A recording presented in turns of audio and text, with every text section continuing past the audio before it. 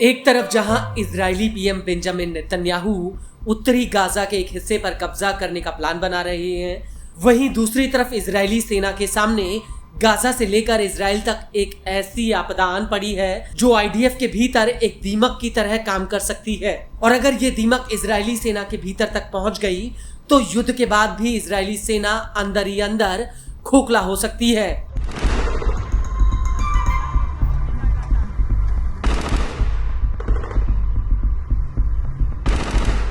वो इसलिए क्योंकि अब लंबे युद्ध की वजह से इजरायली सैनिकों का मनोबल टूटता जा रहा है और दिमागी रूप से वो एक ऐसी खाई में गिर रहे हैं जहां से उन्हें निकाल पाना बेहद ही मुश्किल है।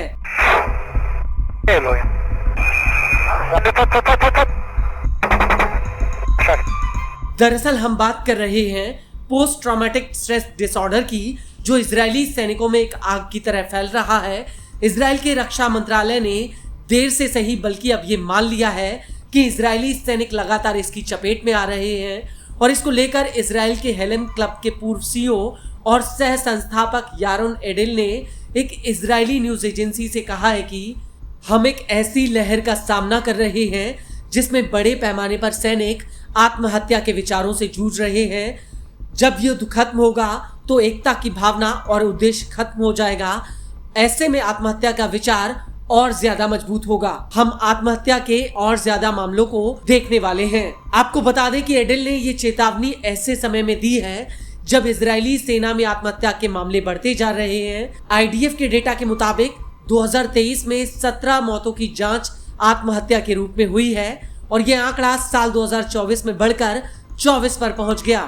हालांकि अभी तक कितने सैनिकों ने आत्महत्या की है, इसको लेकर इजरायली सेना जनवरी 2026 में ही अंतिम आंकड़े जारी करेगी जो सैन्य प्रोटोकॉल के तहत होंगे। हालांकि इजरायली मीडिया ने यह खबर दी है कि इस साल के पहले 6 महीनों में करीब 18 सैनिकों ने आत्महत्या की है। इनमें से 4 आत्महत्या के मामले जुलाई के पहले 2 हफ्ते में दर्ज किए गए हैं।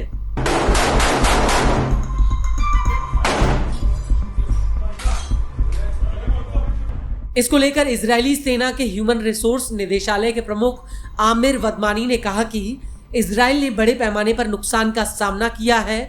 हर व्यक्ति अपने आप में एक दुनिया है और हर व्यक्ति बहुत ज्यादा है।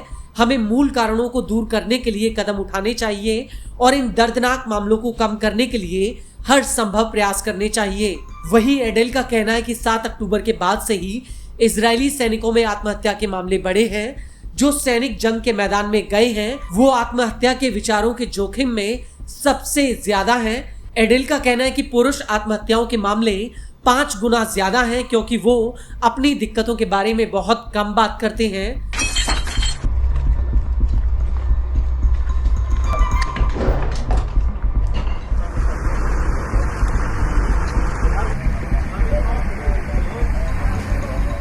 वहीं दूसरी तरफ इजरायली सेना भी अपने सैनिकों को मौत के मुंह से बचाने के लिए कोशिशें कर रही है। आईडीएफ ने सैनिकों को मानसिक सहायता दिए जाने के प्रयास और ज्यादा बढ़ा दिए हैं। आईडीएफ ने सैनिकों के लिए 24 घंटे और हफ्ते के 7 दिन इसके लिए हॉटलाइन शुरू की है जो मानसिक रूप से पीड़ित सैनिकों की मदद के लिए चलाई गई है।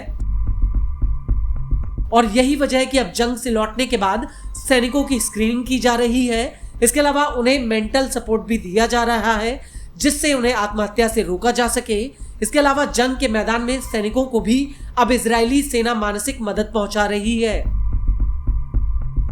इसके लिए एक नया क्लिनिक भी खोला गया है जो जंग में तैनात उन सैनिकों की मदद कर रहा है जो पीटीएसडी और युद्ध से संबंधित तनाव से पीड़ित हैं। इजरायली सेना का कहना है कि उसने अपने कमांडरों को इस बात की ट्रेनिंग दी है कि वो शुरुआती चरण में मानसिक तनाव के संकेतों का पता लगाएं और अगर कोई सैनिक इसमें पाया जाता है तो उसे तुरंत मदद पहुंचाई जाए।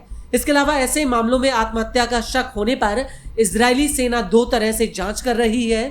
पहले में इजरायली पुलिस, दूसरे में आईडीएफ के सीनियर अधिकारी यूनिट के अगुवा और ऑपरेशन के तौर तरीकों की जांच करते हैं। और अगर आईडीएफ में पीटीएसडी के मामले इसी रफ्तार से आगे बढ़ते रहे तो आने वाले वक्त में इजरायली सेना एक बहुत बड़ी मुसीबत में फंस जाएगी जो एक लंबे वक्त तक उसे परेशान करेगी।